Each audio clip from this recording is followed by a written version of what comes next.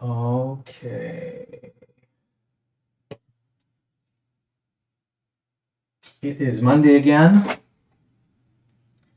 It's going to be 6:30 in a matter of seconds. Do you have anything that you'd like to start off with? I can show I have two books that I bought recently. I actually read them a long time ago, but we didn't come here with any books almost at all, so I have to buy everything all over again, Yeah. which is kind of nice and annoying at the same time. Yeah. So I can show, maybe talk about in the meantime when everybody's Logging in and showing up. Yeah, yeah. for sure. Which books did you end up getting over the past? So I bought Vinland Saga, which I read a long time ago, and is it possible to see it? Yes, let's change over to your camera. Why is it? I think it's because of the lighting. The lighting's the same, isn't it? I can do this and this. Then the lighting is gonna be Yeah, over then. Yeah, it looks okay. I think when there is a backlight from the light box, it does that. I've never seen it do that before with the strobing. So Vinland Saga, it's a manga. There's also a anime show which is very very good. I think it's one of the best animes I've ever seen, and it's also Makoto Yukimura, the creator. Yeah. Very violent, especially the first arc. It's sort of a Viking story, but it's based on real characters, but it's not very realistic.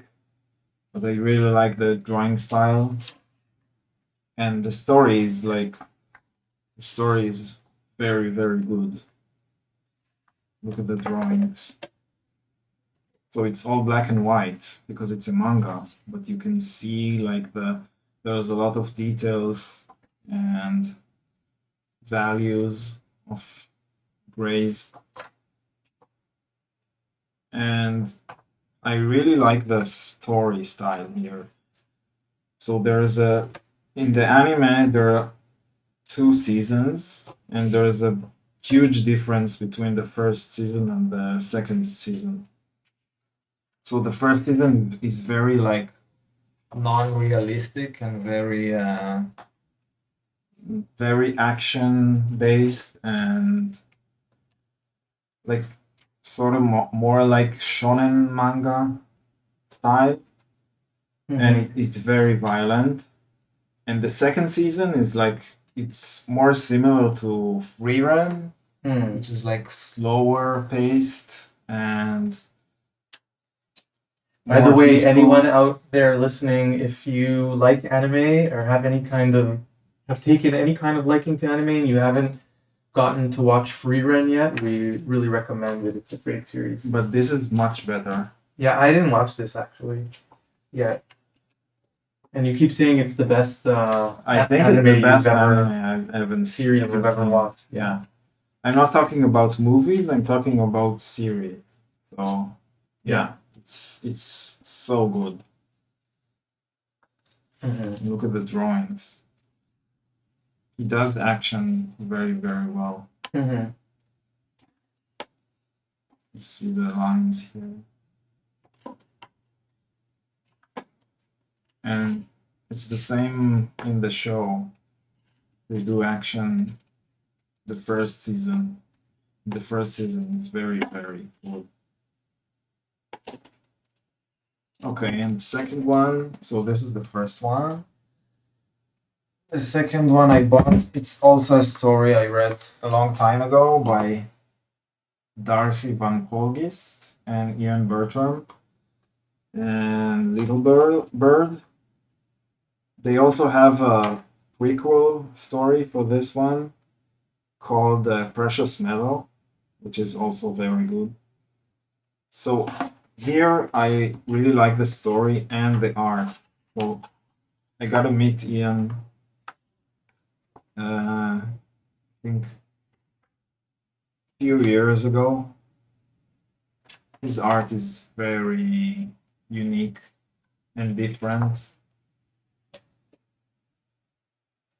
It's hard to compare to anything else. Maybe the rendering style reminds me a little bit of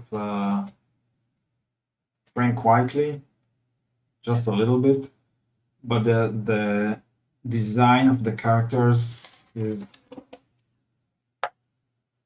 looks completely different, and also the action here is like very unique and interesting. Doesn't look like anything else.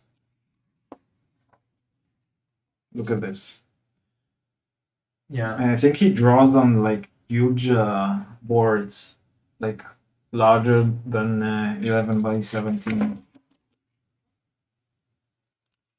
And he told me he's only working with microns. So everything here is done with microns, which is crazy. That sounds like it takes a long time. Yeah, look at the amount of lines. Mm-hmm. And the characters are really unique and different. I really like the design. And the newer book, Precious Metal, is also it's the art is just crazy.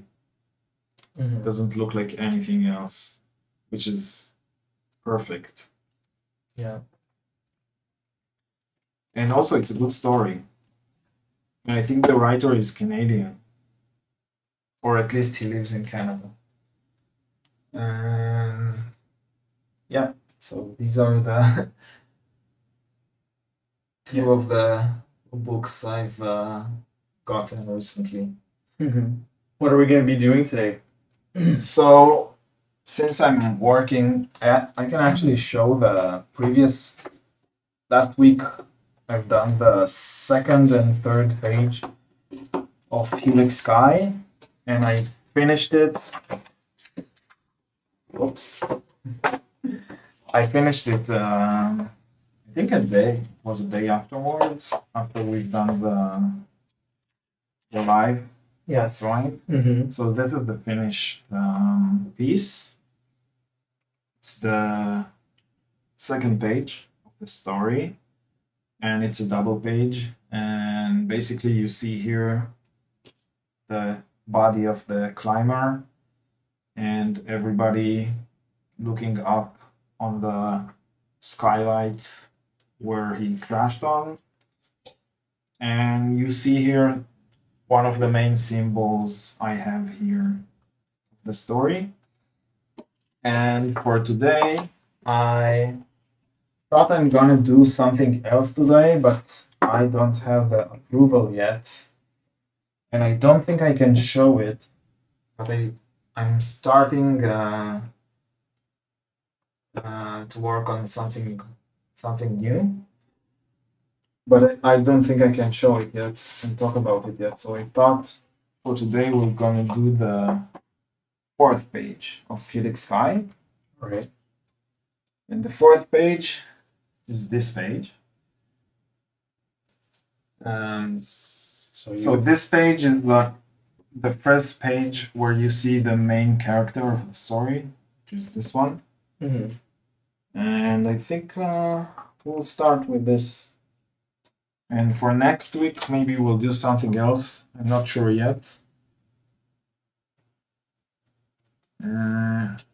If anybody has any questions for me,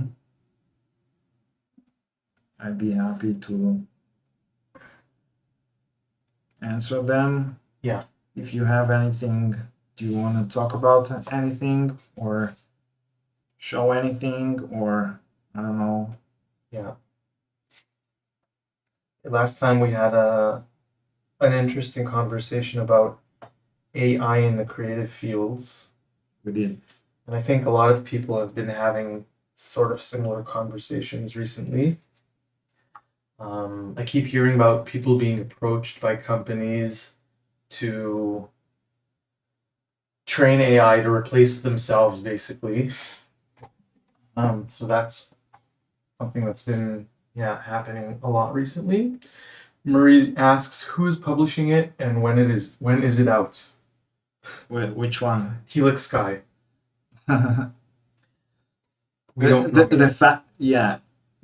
So there's something which is kind of like annoying, that I can't really talk about anything I'm doing except if it's not signed by any publisher. And this one is not signed by any publisher, and that's the reason I can talk about it and show stuff from it. But I'm actually looking for a publisher for it now. I have a pitch of it ready, and I've sent it to some publishers, but not many. And I've done an ashcan for New York Comic Con, and we gave it some people there. Yeah. But there's nothing signed yet, and that's the reason I can talk about it. Which is kind of annoying because I have some other projects that I'm working on, and some of them are done, and I can't really say anything. Yeah, but soon enough you will be able to. Right? About One of them. At least one of them, but there's others. There are others.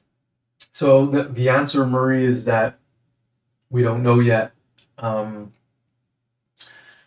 Whenever we know, we'll let you know. If the publisher would let me. Yeah, if they allow it. I mean, sometimes it's secretive, and marketing has its own pitfalls as well. Yeah, but sometimes they don't tell you anything, which is also a bit annoying.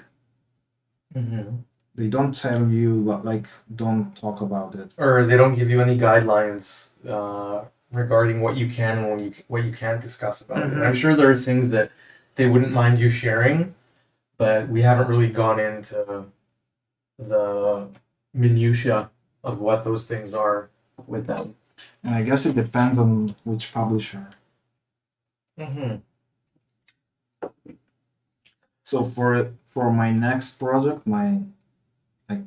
the coming one, it's a kind of a small publisher, pretty much new one. So there's some things that are good about it, and some other stuff are not as good. So the best thing about it is that they're all working on my project. They don't. It's not like they have a lot of other stuff to do. So they're very invested in it, like me.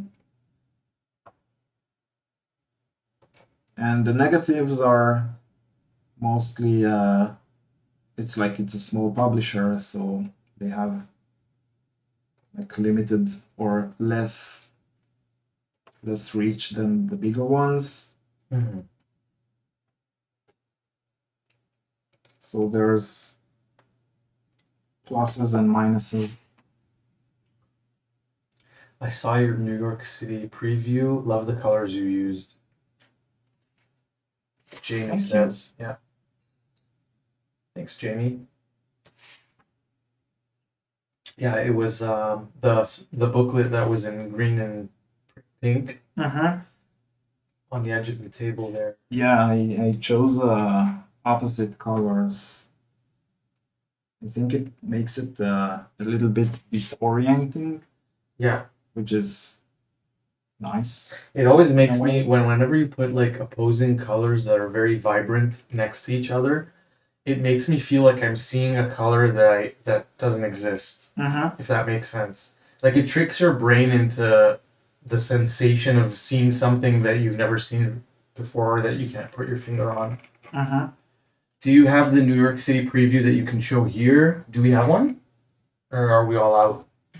Yeah, I think we have one. No, it's not here. There might be on the shelf. Oh, let me see if we have it here. I think we do have one. I think we only have one. Yeah, there's one left.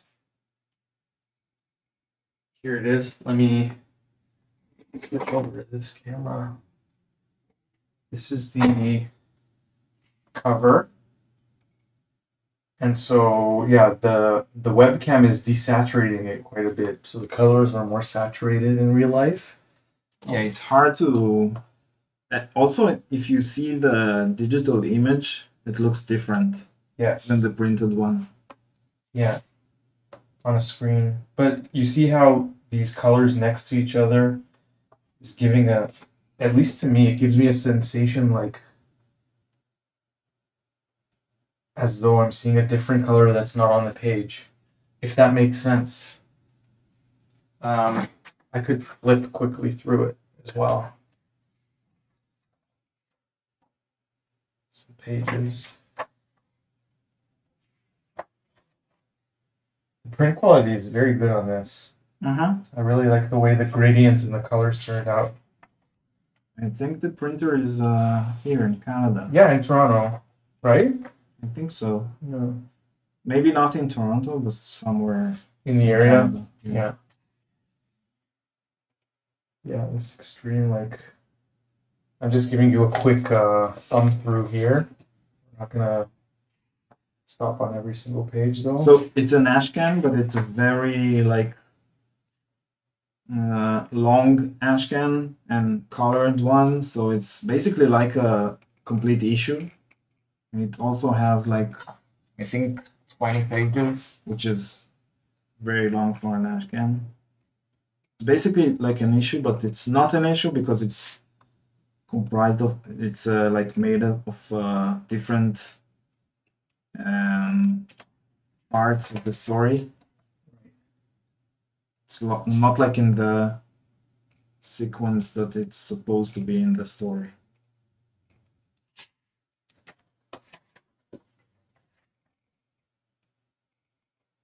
Who did this page? What is this page? I don't remember. This one was actually a commission I've done a few years before that. Yeah. It was of Spider-Man. Oh right, Spider-Man as But I thought it's gonna suit the, like, I had like some more pages to add art. right. And I chose this one because it was reminded me of the style of the story, like a climber in the city. This is a watercolor double spread. Gouache watercolor. Gouache and watercolor. And color pencil. Let's see if I can get it to focus on this. Where am I? Other side. Is it focusing? Yeah, there we go. Beautiful.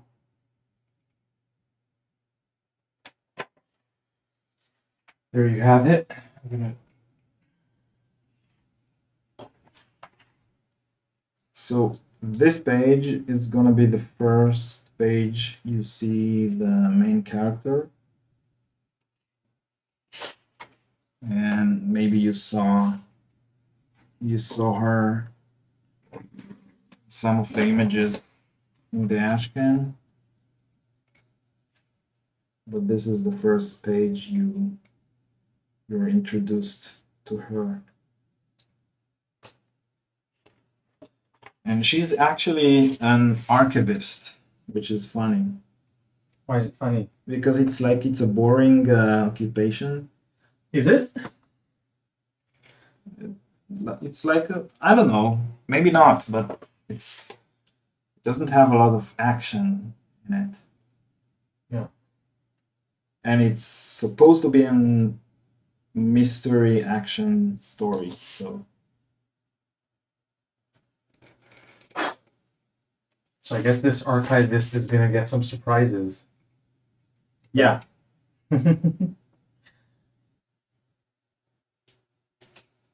A lot of surprises. And the story starts with the body. Like, there's a lot of comic books that starts like that. Watchmen, for example. Yeah, for sure.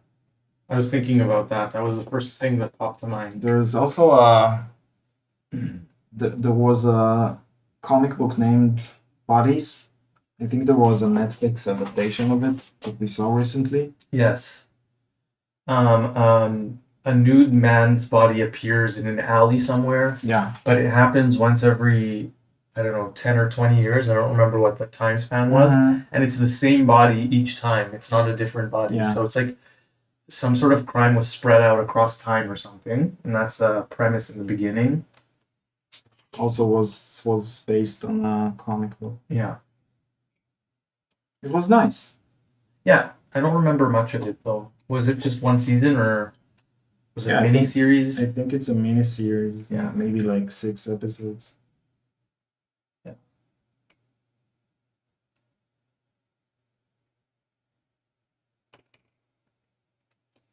Okay.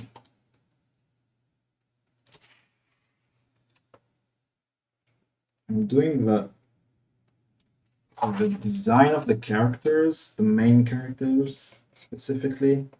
Mm-hmm. It has to be something memorable enough. Right.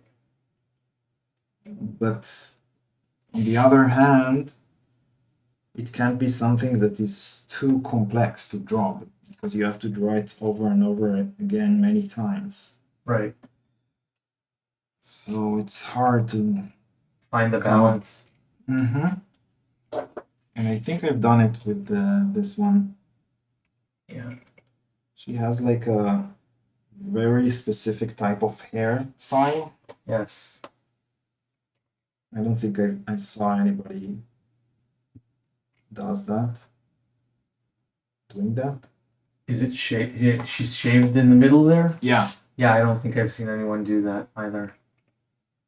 But you know who comes to mind when I think about a hairstyle like that? FKA Twigs. Oh, yeah. She could definitely, she would do that. Uh-huh. I mean,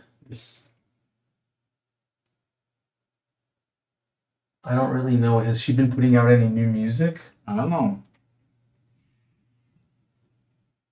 Oh yeah, I just wrote FKA Twigs, and the first image, look, it shows her with like braids on the back and a shaved head. Mm-hmm. It's not exactly the same, but it is very similar. Maybe that's why. I guess I saw it somewhere and I don't remember. I think she's put out an album recently or within the past couple of years, but I haven't gotten a chance to listen to it yet. I don't know what it's like.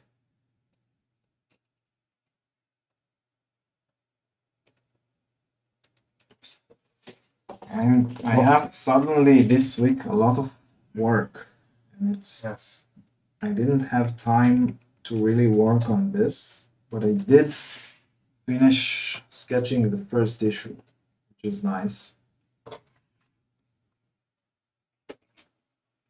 And we already have the first, second, and third pages, and this is the fourth. So it's starting to get going.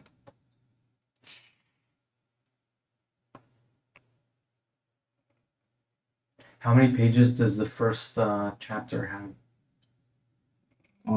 24, like a regular issue. Mm-hmm. I usually do like something between 20 and 24.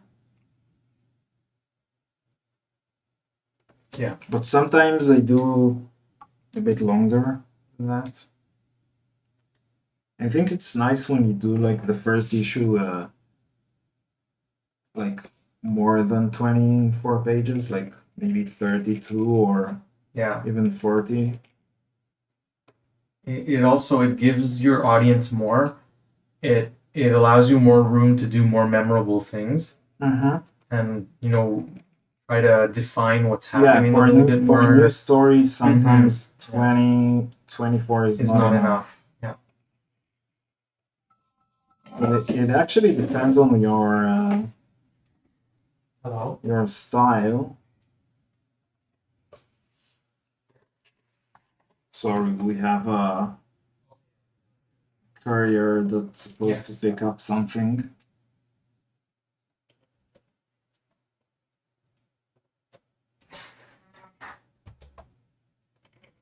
Dex is gonna go get it. And I'm here until he comes back. I won't be able to see your questions, but you can ask them anyway. And he's gonna come back in a few seconds, minutes. I don't know. We'll see.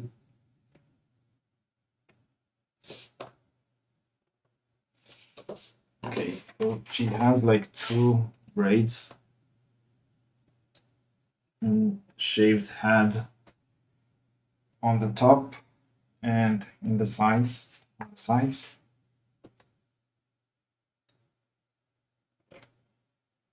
Which is, I think it's pretty memorable for a character.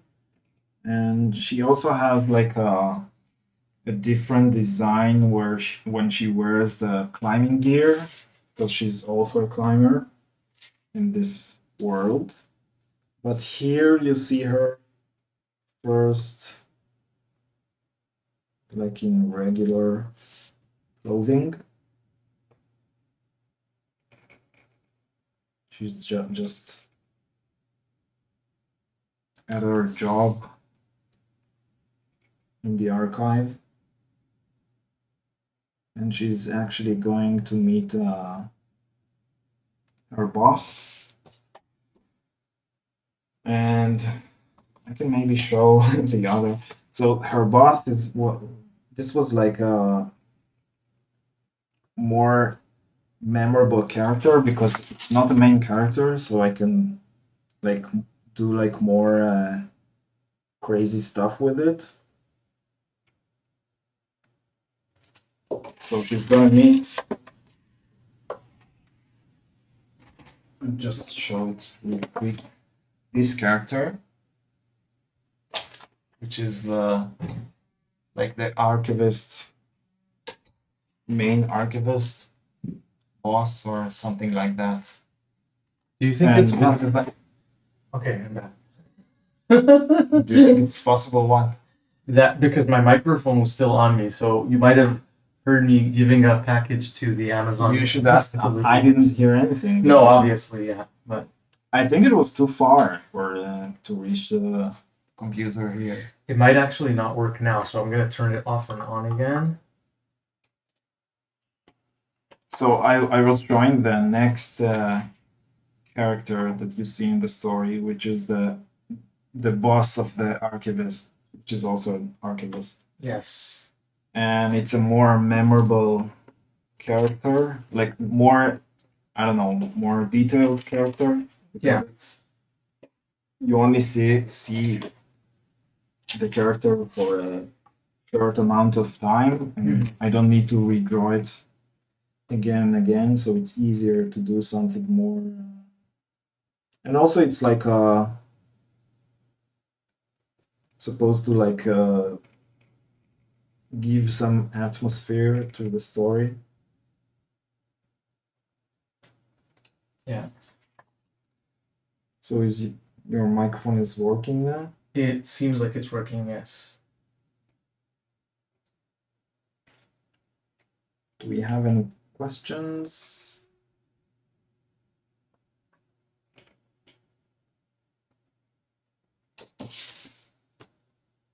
Are you reading all the Yes. chat from the the time that you weren't here? Was there anything? No. I don't know. I didn't. No. Heard a bit from Amazon. That's funny. Oh yeah. Yeah. Okay. That's okay. Was it Amazon? Yeah, they were picking up. We got a faulty LED lamp, and I was giving it back to them, returning it. Was it faulty or was it like it wasn't like a good product? It was both. It was both faulty and also not a good product. Yeah.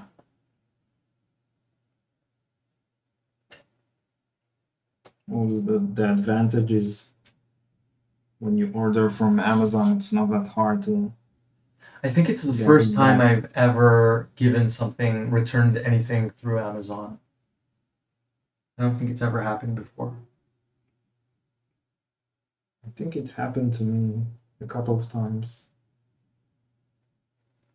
I don't remember what was it, but All I can say is 800 lumens is not enough.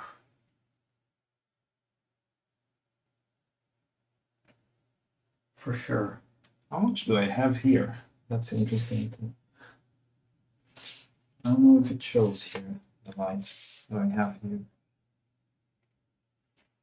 What, the light table? Which one? No, I meant like this. Oh, that's way brighter than the lamp that they sent us. Yeah? Yeah, for sure. Do you remember I turned it on and it was like half not working? So it consisted of 3 parts that you had to put together. Yeah, I remember. And then the top part wouldn't work at all. It didn't light up. And the 2 bottom 2/3 of it were on, but the intensity was bumped up all the way, and they were really not that bright at all. Uh-huh. I don't know what that lamp is good for, other than just like coloring a corner of your house with a very dim light in the evening. Maybe people like that. Yeah, but wouldn't you rather get a lamp that can go brighter and choose to make it softer when you want it to? If it's going to be, we don't really have a lot of extra space in this apartment at the moment, and I'd rather have a more versatile device. Of course.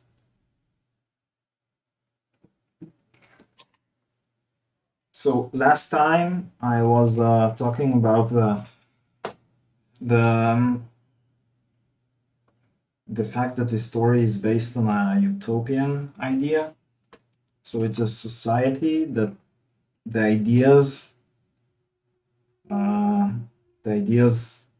that the society is based on are taken from a philosophy of I don't know what his title exactly is, but he's sort of a philosopher and maybe a economist. Hmm.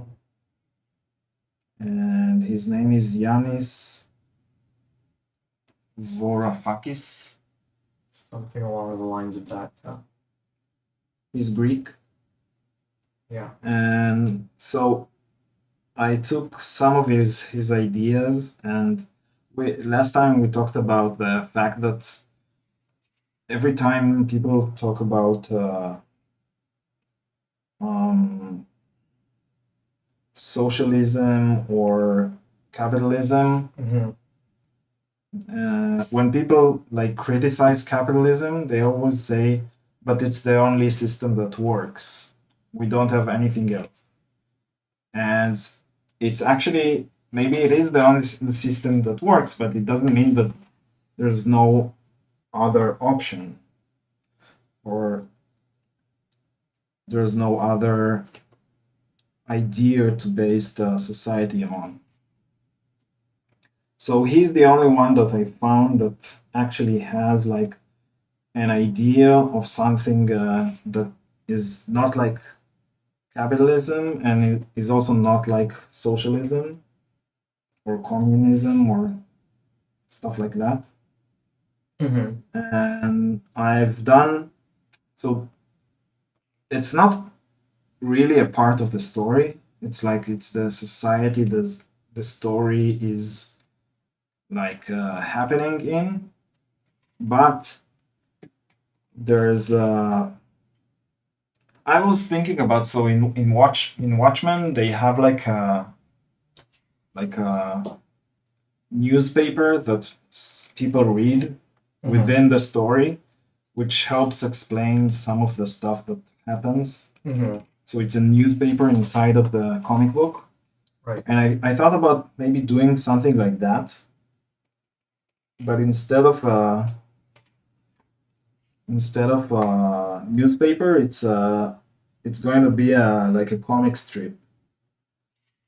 So I've done like I created a comic strip, which is you can actually show it. It's I think it's open here in the PDF here.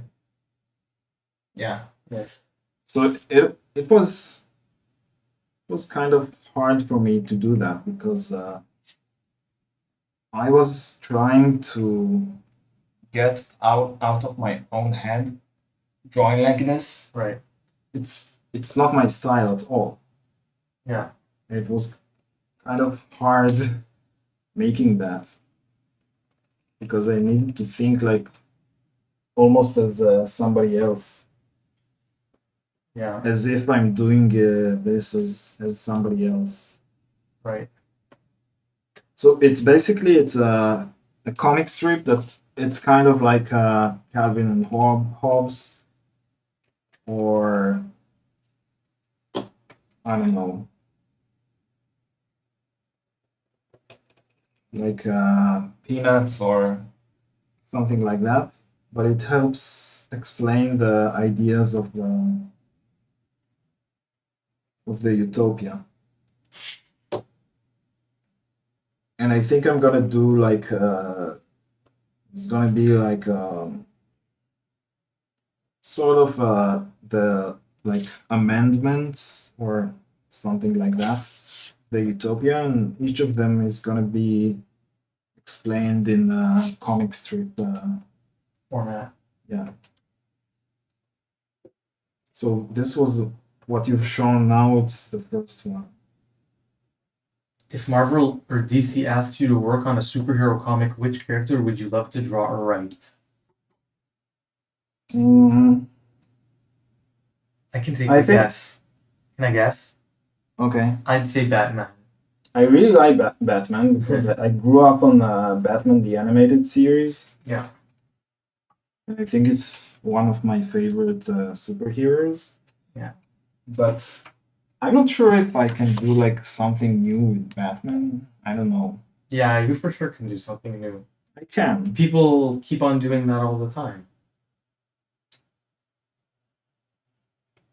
But there's I'd like to do Constantine maybe, Yeah, that would really work well with or your. Swamp Thing. Mm-hmm. Like the more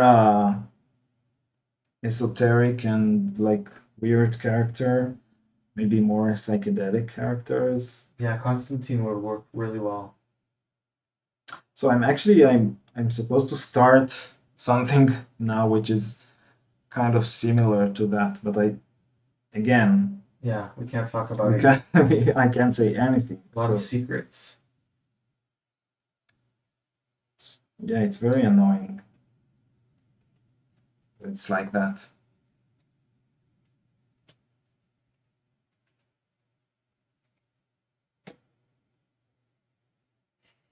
So now I'm drawing the second character, but it's so small.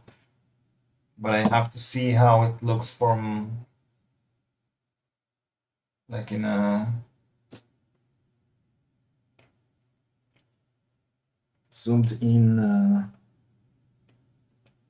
Jamie says, I think you would do an amazing Doctor Strange book. Yeah, but Tradmore already done Doctor Strange. I don't wanna. I don't know. It's I think he did like. It's gonna be too similar to that. You think? Yeah.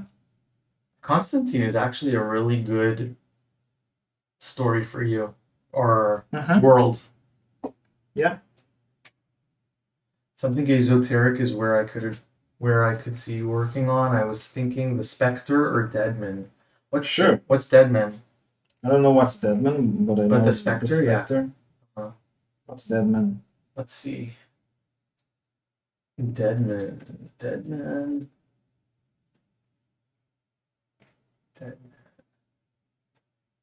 This. Do you know what that is? No. Me neither.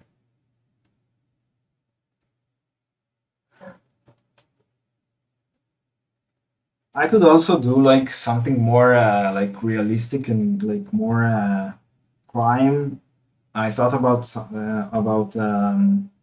Nightwing or Hmm. something like that, which is like not esoteric and not psychedelic, but it is like it could be like a really interesting, gritty crime story. Yeah. Deadman is a superhero appearing in American comic books published by DC Comics.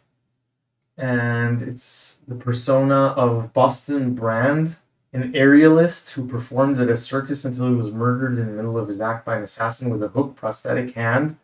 It sounds like a mashup of Robin's story and Captain Hook. Let's see what it says here. By the way, if anybody knows somebody from Marvel or DC, Yeah, then definitely tell them. let us know, and yeah, Tell them I'm interested in any of working in these. doing something together and set up a connection if you have it. You could let me know on if you have any worthwhile connections in that regard. My email address, and I'm gonna type it down here. I got a lot of meetings with editors at Marvel and DC, mostly DC. Yeah. But nothing really went to the next stage of like developing something, actually doing something. Okay, so now I'm finished with the characters. Mm-hmm. I'm gonna go to proceed to do the black now, which is always my second stage of the inking. Mm-hmm. And after the blacks, I do the panel borders.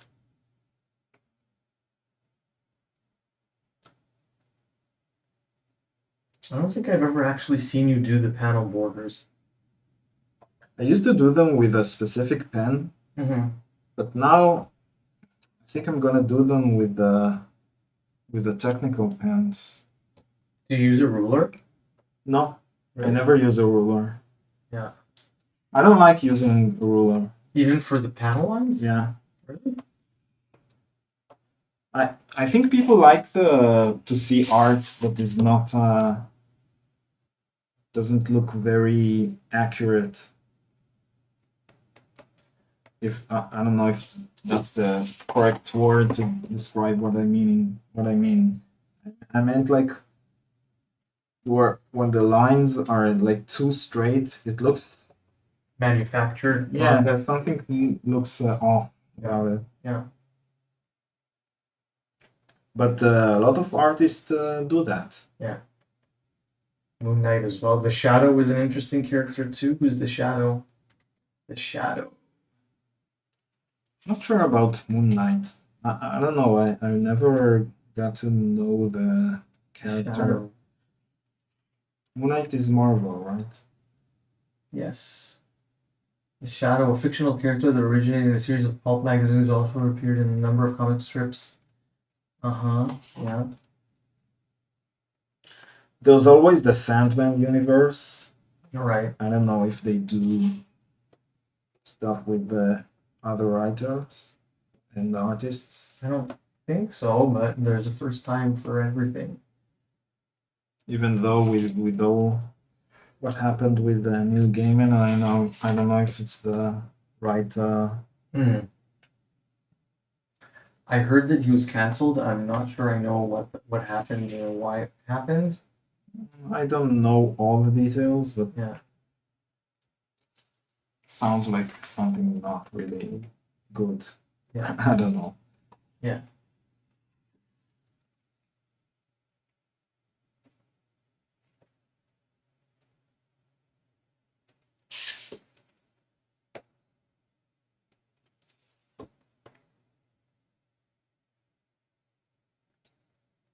So how is it that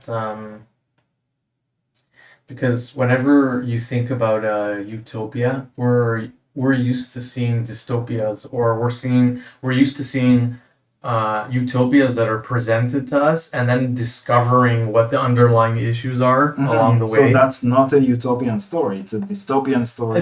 Well, it's like an apparent utopia that turns into that you discover is actually not a utopia, right?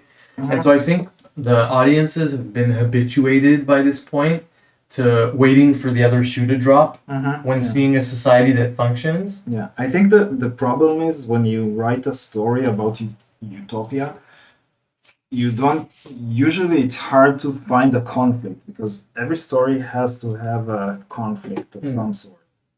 It doesn't have to be like some It could be a personal based conflict. Yeah, it could be a personal conflict. It could be like something more not as big as like something that's related to violence or anything like that, but it has to have some sort of a conflict. Otherwise, it's not a story. It's like Right. It's something else. And a lot of the time, writers, when they try to write a story about utopian ideas, the conflict is when they develop the writing the story, it becomes the issue of the story becomes the utopia itself or dystopia, and a lot of the time the conflict becomes related to the society in some manner. Yeah. And if it's related to the society, a lot of the time it happens that it is revealed that the society is not actually a utopia; it's a dystopia. But I'm trying to do something else. So I'm trying to like keep the utopia intact, the entire story, and shift the focus of the story to another conflict which is not related to the utopia. Maybe it's kind of related, but not necessarily related, which is sort of a mystery story. Right.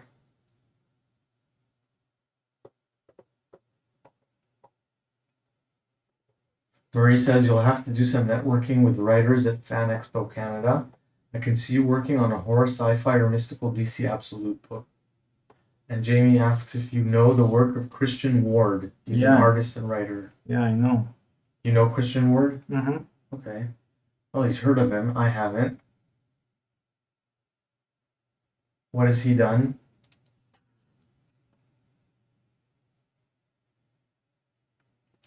Yeah, the networking stuff is I'm doing that obviously because I have to, but I don't really like doing that.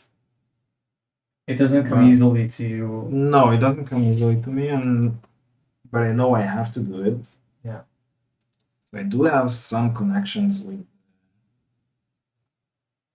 editors, specifically with the DC editors.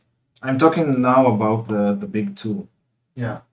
Because with other publishers, I have more connections and options. But with the big two, I think I talked to an editor at Marvel a few times, but with the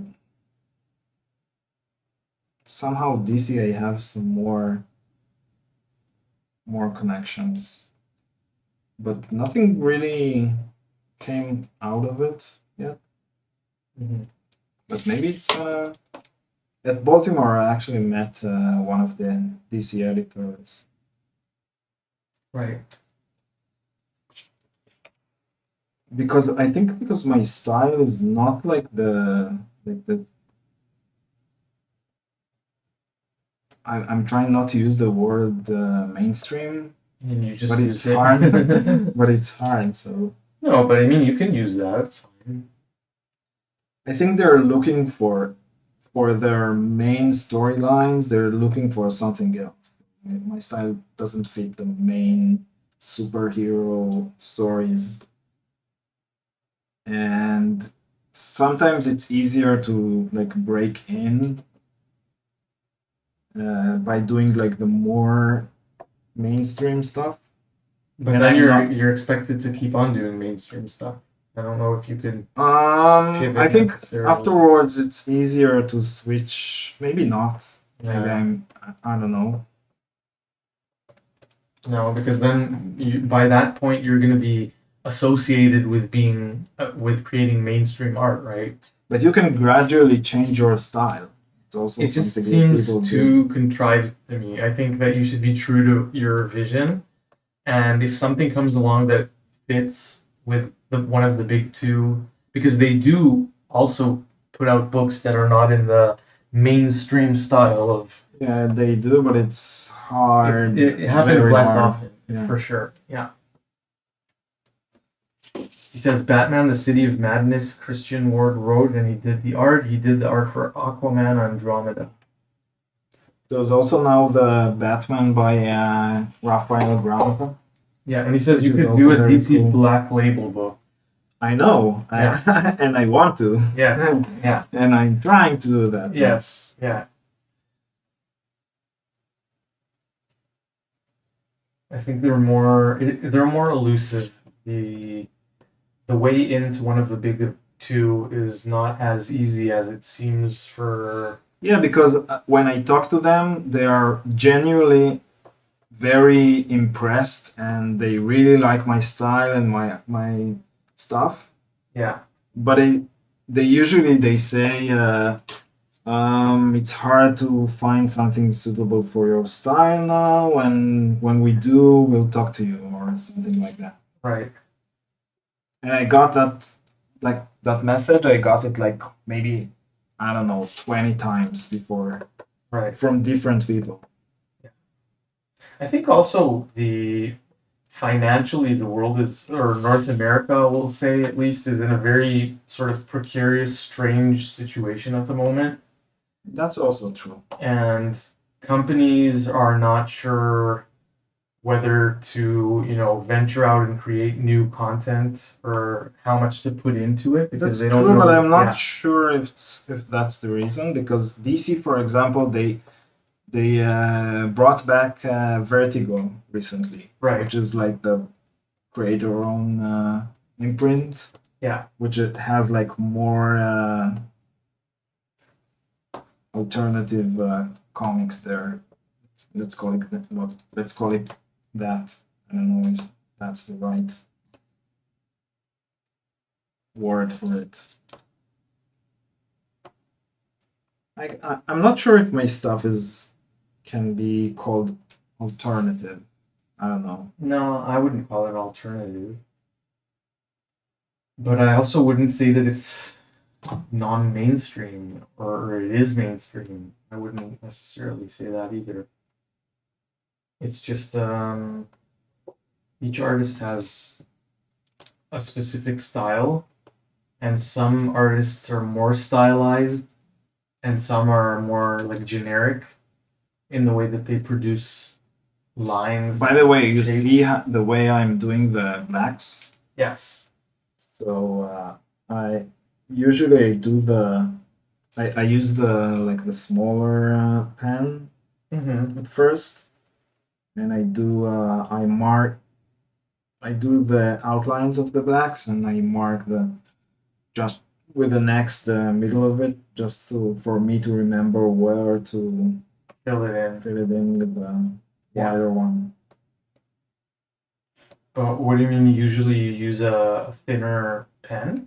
Yeah, for the outlines of the blacks, because I need to like do all the details, the small details. Right. Here there's not many of these, but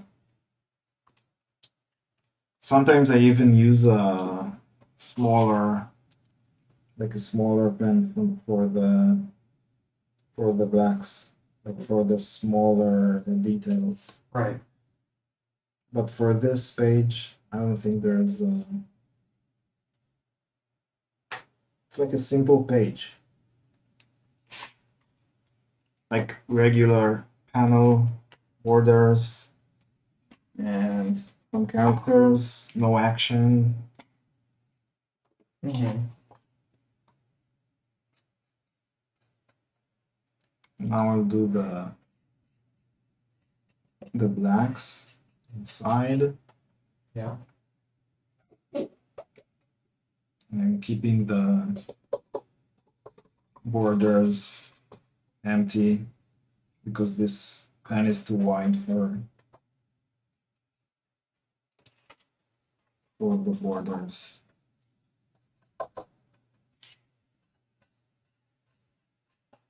So I am doing something. I'm started I think this week Mm-hmm. doing something that is more mainstream, I guess, more like bigger publisher, and like it's a forgot this slide. It's like for a superhero, sort of a superhero universe, like a known one, I Right. guess, Yeah. which I can't really say anything about it, but There but we it go is, again. yeah, but it is like more like it's more mainstream, I guess. Yeah. But it's not for the big two. It's not Marvel or DC. Mm-hmm. When I do get something from Marvel or DC, and I think I will. Yeah, you will for sure. It's interesting to me what it's going to be. Like I would like to know. It would be nice to know what it is going to be. Yeah, I don't know because I think I could do like I don't really care. You don't care? Not really. I do care, but I think I could do something interesting with every character. Is there a character that you wouldn't want to work on? Maybe the Punisher now, because it's too like I I think it's too hard like to make a story that is like has like mm, I don't know, good values in it, or because it's like it's a negative character, but I can find something to do with it as well. Marie says Ian Bertram and Raphael Grandpa broke into DC with short 8-page stories, a Batgirl backup story, and a Batman black and white story, respectively. Yeah. Did Ian Bertman did he do something with DC? I don't know that. That's what Marie says. That he did a Batgirl backup story. Okay. Hello, Monica.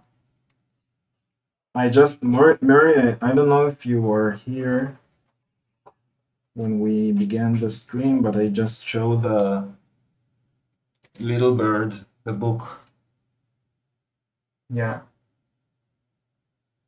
And I told everybody that I got to meet Ian a few years ago.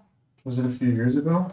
I think it was a few years ago. Was it in San Diego or OAX? I think it was OAX. Yeah. Yeah, it was OAX. Mm-hmm.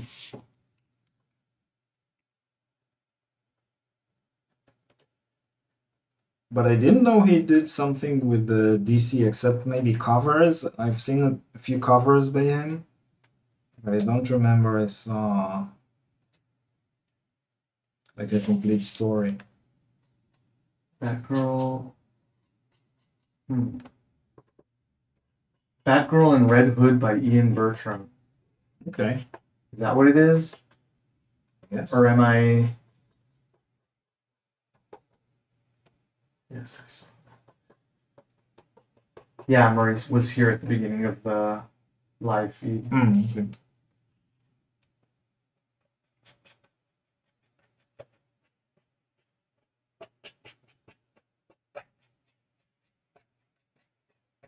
We have any questions about the process? Maybe. If anyone has any questions or anything they would like, Except Jamie. Except Jamie. Jamie, you're asking all the good questions. So. No, I'm just joking. Yeah. Jamie, you can also Jamie ask. has the best questions. We did two now that I think of it. Oh, so right. I'm guessing the Red Hood wasn't the one that you were referring to then.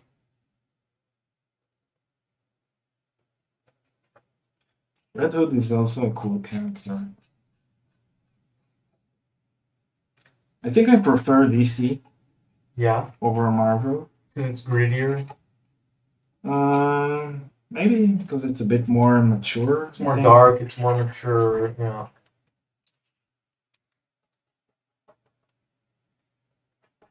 Yeah, even though there are a lot of fun really Marvel characters as Mhm. well. Yeah. It doesn't really matter. Mhm. I can find like a cool idea with Marvel as well. I really like the character, the archivist with the mohawk and the monocle. Thank you. It's very cool. He almost looks like a fish person.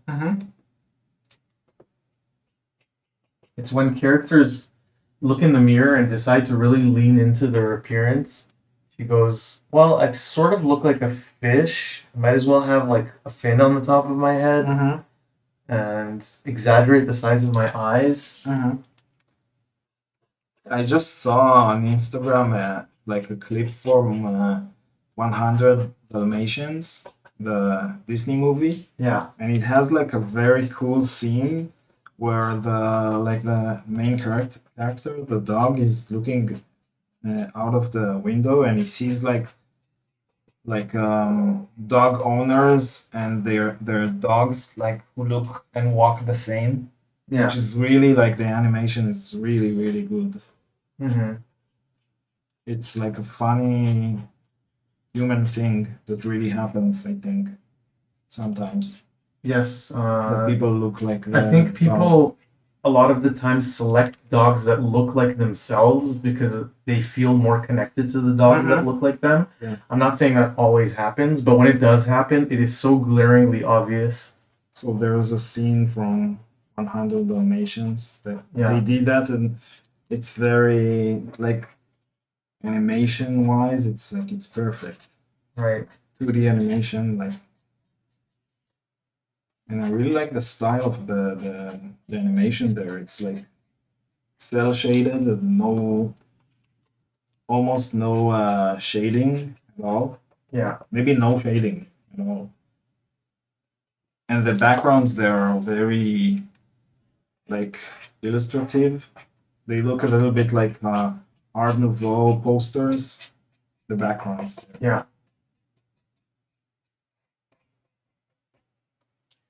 Jamie says, I feel that you have a nice style for DC. Batwoman is another interesting character, one of my top favorites.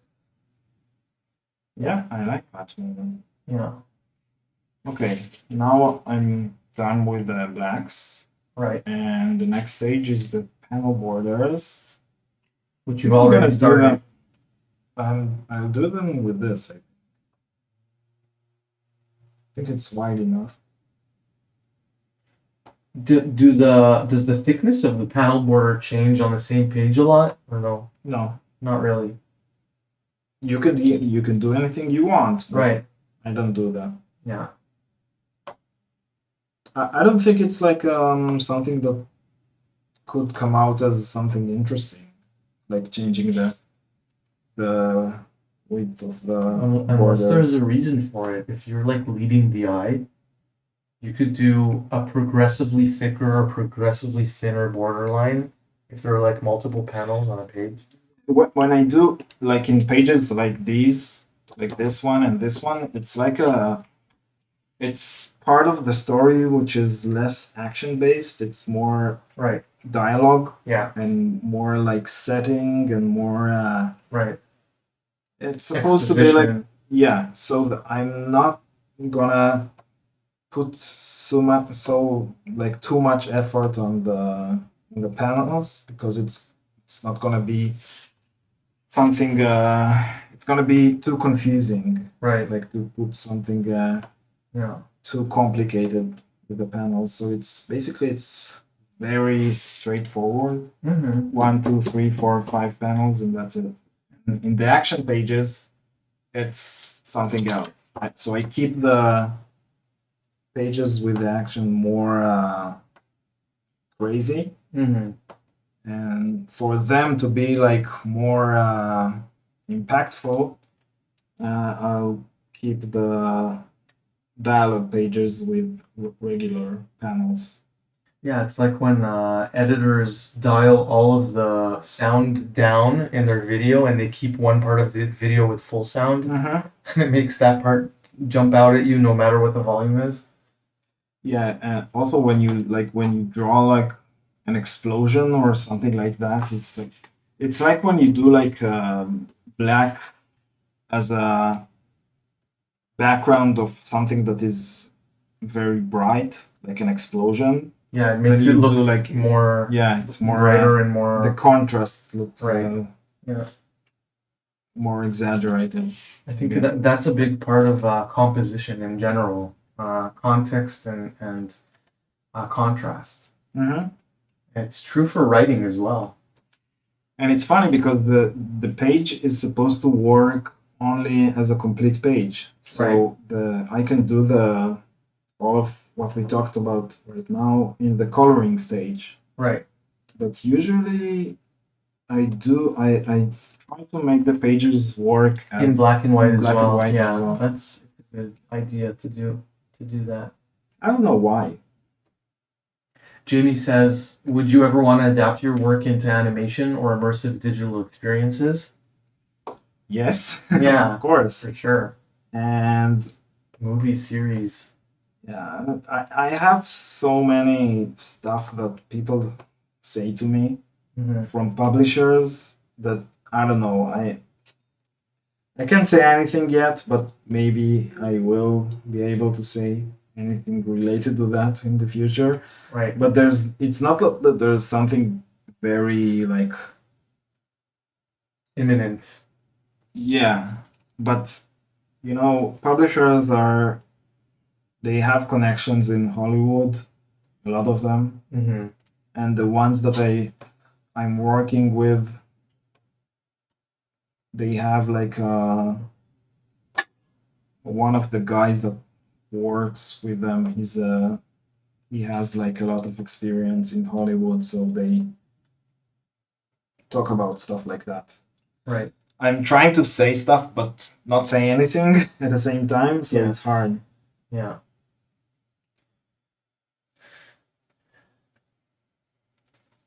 It was always funny to me when when you hear people like say I can't talk about it, but I don't know, it's kind of like that, I guess,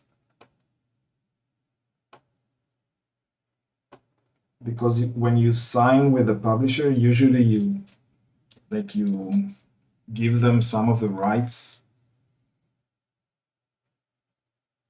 so you were except if you sign with Image, Right. then it's something else. User owned, creator owned. Mm-hmm. I think Image is the only one that does that. It's the only big one that does that.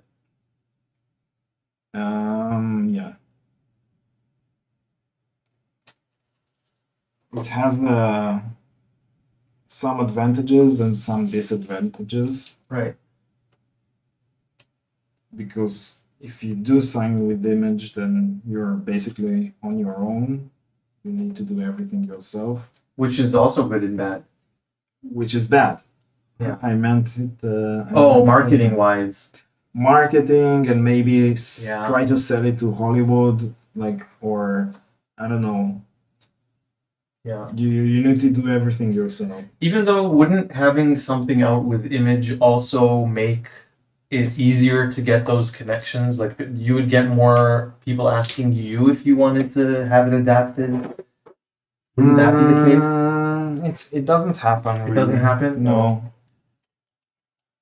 I think Hollywood people they don't really care who the publisher is. Right. If you convince them that something needs to be sold. Right. Okay. How about Bollywood? Would you? Yeah, why not? Yeah, Bollywood. That would be cool.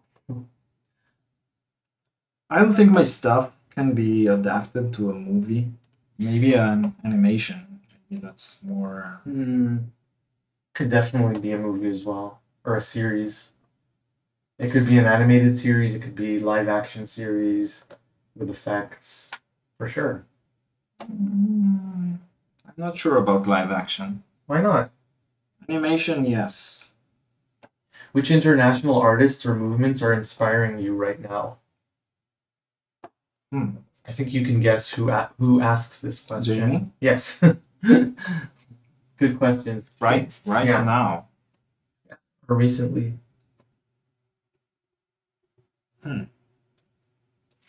Nothing? Really? Oh, that's not. No, because I really like Art Nouveau and Art Deco. And there's a lot of artists that I still like. I find which are new to me, and they're not new at all.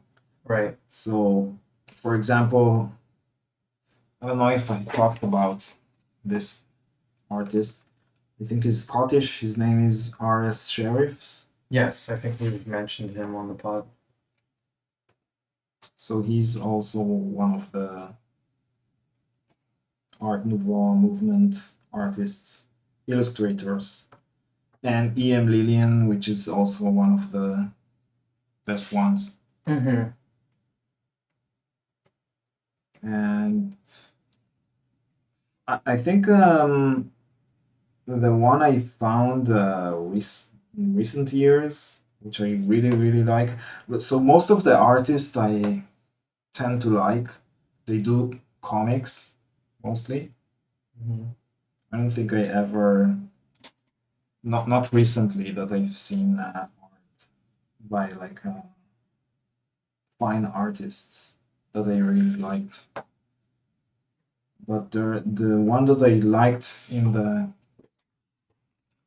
comics is Roger Ibanez. Roger Ibanez. Mm-hmm. I'm not sure if I'm saying the name correctly. I showed his book, I think, the previous stream. One of his books. Mm-hmm. The book that I showed here. The name of it is Jazz Maynard. But he has like a newer book, which I don't have because it's hard to find.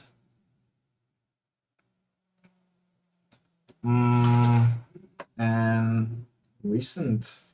It doesn't. I think Jamie means what you've been saying. Like they don't have to be new artists in the world, but just what have you Something been that drawing I found, inspiration like- from recently? Yeah. I always go back to Michelangelo a lot Wow. Yeah. and Goya Right. and Egon Schiele and Lucian Freud. But I think it's not answering the question because it's not really new. I don't think I've seen something that I really liked recently. I think we went to a show here in Toronto and we saw a sculpture that we liked. Do you remember the name of the? Was it the Lego, like a black sculpture made out of Lego pieces, like This that? one, and there was another one with a horse and another. No, I don't recall. Was it a horse? I think the last time I was really enthusiastic about art, like fine art, I think it was when I went to China. Really? And I went to. Do you remember that there was a 978 or something? Yeah, 978 in Beijing. Yeah, I went there as well, but years later, I think. So it's like I think it was a distillery area in the city, and they renovated it and made it like a fine art um, district, I guess, and they had a lot of. So I think the fact that there's the the art industry and fine art industry in China is very different from the West. It's something related to the culture there, but it is very different. And I really liked the way that it was different. It was like I think they're more into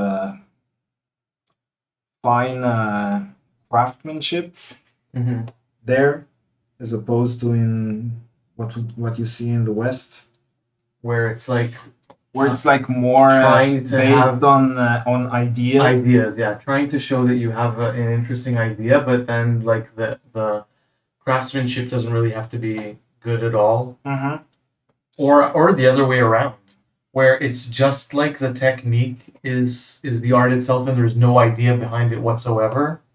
I find that a lot as well. In the West, In the West as well, you see yeah. it less. You Yeah. see it less, and it.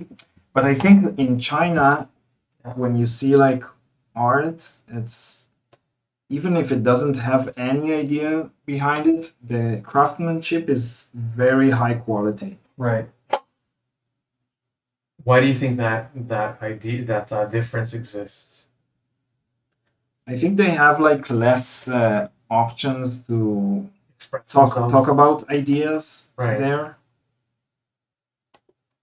because of the it's a dictatorship more or less. Yes. Capitalistic, but still they don't have they're not completely free there like we are in the West. So they don't really have an option to. But even the I remember I saw like a work of art there that was it was more Western and it was a bit political. It was like a huge hanger, like a huge, Yeah. like something you don't see in the West, like very, very, very big hanger. And it had flags that Yeah. were attached to the ceiling, and they went like from the ceiling down. And on each flag was a print of like a face, a face of somebody, and it had like in the two corners of the hall they had like huge fans, and the fans were like moving the flags, and that's it. That was but it was so big, and it was like very dramatic. Right. What made you see a political statement in that? Because it was faces of people, like regular people, Right. like maybe people that are poor or have like social issues, and the impact of the like the large, very large hall and the sound of the fans, that was it was like industrial, maybe like even fans that they use in like I don't know, the aerial industry, Right. like very very big Propellers. fans, yeah. So it was very dramatic, and it was like more similar to things that you see in the West, like in Western art, but it was much more like it was on the extreme level of that. Right. And I think everything I saw there was like on the extreme like level. If it was like a statue of I don't know, a person, it was like the most elaborate and like most detailed statue you've ever seen. Right. And I don't know why what's the reason for that. Actually, I'm not sure if I know why it's like that there. But it's different than in the West. But I think that is probably has something to do with it. What you were talking about earlier, where they have less room for expression because politically the climate is such that you have to sort of keep a lot of your ideas of individualism to yourself. Mm-hmm. And so a lot of the expression is in the ability to create, in the technique itself, and the ability to be good at a technique is sort of like, I think this is one thing, and the Yeah. other thing is that maybe the social aspect is maybe related to that, the fact that the Chinese, I don't know how to call it, like revere. they have like a more competitive environment. Right. And they also, I think, hold in very high regard skills, like highly skilled people. Mm-hmm. More so maybe than in, or I don't know if that's more of like a traditional Asian thing or Chinese thing, but We can talk about it because we have like a good friend that is Chinese who's married to a friend of mine. Yeah. So we know. And we've been there as We've well. been there. And I know some Mandarin. I've been there twice already. Yeah, yeah. And we know Chinese people, so I would definitely like to know how to speak Mandarin better, but it takes a lot of practice. Yeah. I don't know any Mandarin. You know some. You know words here and there, do you not? No. Do you not know how to say no and yes? 谢谢. 谢谢 is thank you. Yeah. 谢谢. No, I don't No know. is bu. Okay. And there's no really yes, but the closest thing is 是的. Do you know how to count? No. 1, 2, 3, 4, 5, 6, 7, 8, 9, 10. I'm sure that at least one of those numbers was not pronounced in the correct tone. Maybe one or two. Do we have any Chinese listeners or viewers? If we do, please correct our Chinese mistakes. pronunciation. And the thing that we talked about, the Chinese. But I think it's also a matter of I don't think that necessarily every person who has a background in China would have the same point of view about what we're talking about, or even like know anything about it per se. If they're on the channel, then possibly they would because they're into art and contemporary art. There's more of a chance that they would, but I'm sure a lot of people with who grew up there and maybe moved away or still there, they're just dealing with other things and they don't really have any insight. They have bills and shit. Yeah, they got bills and shit. Exactly. Okay, so we've been on for an hour and 20 minutes, 23 minutes. We're gonna go for another, to make it an hour and a half, so another 6.5 minutes. If anyone has any questions at this point or would like to add anything to the conversation we've had so far, feel free to do so in the chat.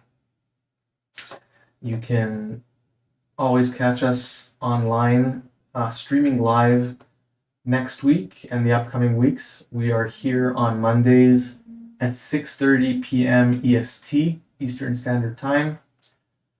And yeah, if anyone has anything specific they'd like to add, go ahead. Jamie says, I have always been into the pre-Raphaelite Brotherhood. Yeah, because you were talking about the artists before. Mm-hmm. And I think Murray had a question about, were you saying Ian Banks? Who was the artist that you were talking about before? Alice Sheriffs? Oh, maybe. Sheriffs or there's also, was there a Banks or am I inventing that? No. No, there was him and you added... Banksy. No, not Banks. You added another one that was possibly Art Nouveau or... E.M. Lillian? Yeah, Ian or... E.M. E.M. Ephraim Moses. Oh, okay, Lillian. E.M. Lillian. I'm just going to put those two names here so that if you're interested, you can look them up later. It doesn't always translate the words correctly, so I'm gonna put them in the chat. So this is EM. It says EM Lillian. It's not capitalized, but there's the name, and the other one was RS Sheriffs. X Sheriffs. I think this is how it's spelled. You can just like do a Google search and Yeah, I know, but I mean, okay, so it's a double R and double F.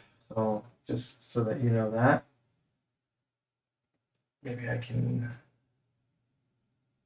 Yeah, it's okay. His style is very, very cool. Very cool. It's like Art Nouveau, which you'll see. I'm sure most of you are familiar with the style. So it reminds me sometimes of Aubrey Beardsley, right? But I don't know, it has something different to it. Right. Here, let me pull it up here real quick. I was actually trying to find like a book that I can buy, but it's very hard to find. So as you can see, some of his work, some of his characters even look like JoJo's Bizarre Adventures. I mean, it looks so crazy stuff. contemporary. Crazy stuff. Like this, for instance. This is insane. So good. And he's done some caricatures as well. Also very, very good. Yeah. Caricature. This is from I think it's from illustrations from a story from the book. Right. I don't think he ever done comic stuff. But it sort of looks very much like comics. Yeah, it's illustration, so it's accompanied by text mostly. And here I'm gonna pull up EM and Lillian. So if you like see EM Lillian and RS Sheriffs together, right? If you mix them together, the outcome is my style. I don't think so, but a little bit. Maybe more than a little bit. More than a little bit, yeah, but not completely. I mean, yeah, for sure, it's not completely, but yeah, this is more like classic Art Nouveau. Right. But I really like the design of his stuff. This, for example, yeah, so good. The use of blacks. Yes.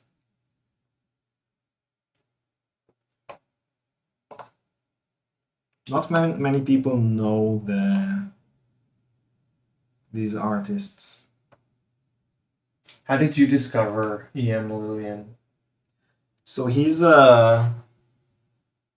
Jewish, and he's done. He was a part of Bezalel, which is a famous art school in Jerusalem. Yeah. And I think that the love of Art Nouveau came from my mother. Right. I think she knew E.M. Lillian before I did. I think she told me about him. Yeah. First. Mm-hmm. But Art Nouveau, I think, don't remember. Yeah, I think it's from my mother. For sure. She really likes Art Nouveau. Yeah. When I was a very young child, I heard it for the first time.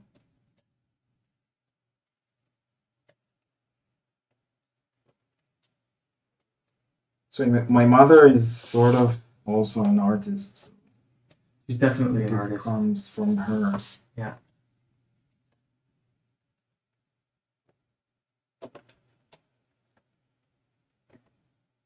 But she does mostly. She did do some portraits, but it's mostly landscapes. Satire. Oh yeah, she did a lot of landscapes. Okay, I'm gonna switch to the front cameras for sign off. Let's And before you do that, Yeah. maybe show just the show. page. Yeah. So we have a broad view here without the backlight on. And How much time are we? an hour and a half. That's not bad for an hour and a half. It's not bad at all. Yeah. So the big panel is gonna take some more time Right. because it's mostly background. Mm-hmm. And the background here is not finished yet because I'm gonna do like more it's gonna be like in a like Baroque style. Yeah. Maybe. I started it here, but I don't know if you can see. So it's gonna be like an art archive, but very detailed. Classical. Yeah, classical detailed Baroque style. Yeah. And so yeah, I think I'm gonna maybe continue with this, or maybe not because I have other stuff that I need to finish tomorrow. But here, yeah, so the character is already done, and I just need to finish the background details here and the details here in the background. And then it's done. Are we going to be working on the next page next week? I'm not sure yet, but I did show the next page, which is this one. Yeah, you showed your sketch of it. Yeah. So I might do this, or I'm not sure if I can work on the other stuff I have Live. You can ask. live. We'll try to ask and see if we can work on something Mhm. that's Yeah, it's also possible. in the pipeline live. Yeah. So thank you again, everyone, for joining us this week. Yeah. And we will see you again next week. Yeah, and if you can't wait and you want to see more stuff until next week, I'm usually streaming during the week, but I'm not talking, so Right, it's a you can silent just, you stream. can just see me draw. Yeah. Without talking. And yeah, that's it. See you, everyone. See you. Thank you. Have a good week. Bye bye. You too, Jamie.